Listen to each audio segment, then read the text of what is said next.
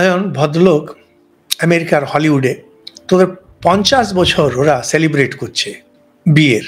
তো সব নামকরা স্টার্সরা এসেছিল, তো জিজ্ঞেস করলো যে দুটো কথা বলুন, কি করে আপনার বিয়ে এতদিন চলে, ওখানে তো সব চলে না। তো সেই ভদ্রলোক বললেন, বিবাহের প্রথম দিনই আমি আমার স্ত্রীকে বলে দিলাম যে কাজের ডিভিশন যেন হয়ে যাক, আর কেউ কারোর কাজে যেন না ঢোকে, যতগুলো সাধারণ কাজ তুমি করবে।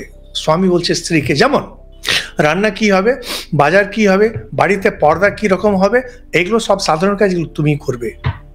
আর যতগুলো ইম্পর্টেন্ট ডিসিশনস, আমেরিকার নিউক্লিয়ার বম বানানো উচিত কিনা, রাশিয়ার সঙ্গে যুদ্ধ করা উচিত কিনা, এগুলো সব আমি ঠিক করব। তো শুনে সবাই বিরাট ক্ল্যাপিং করলেন। যে মানে অর্থ হলো যে সমস্ত সবকিছু স্ত্রীর হাতে ছেড়ে মাথা নত করে নাও, নিজের জীবনটা চালাও, নাহলে অশান্তি থাকবে।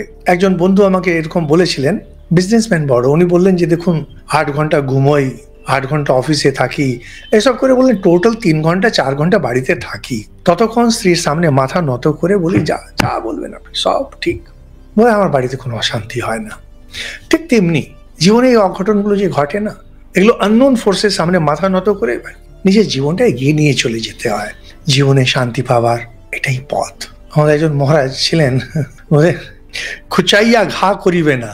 আরে কোনো সাধারণ জিনিস বেশি খুচাতে যাবে না, খুচালে ঘা হয়ে যায়, বেশি ওগুলোতে মাথা দিতে নেই।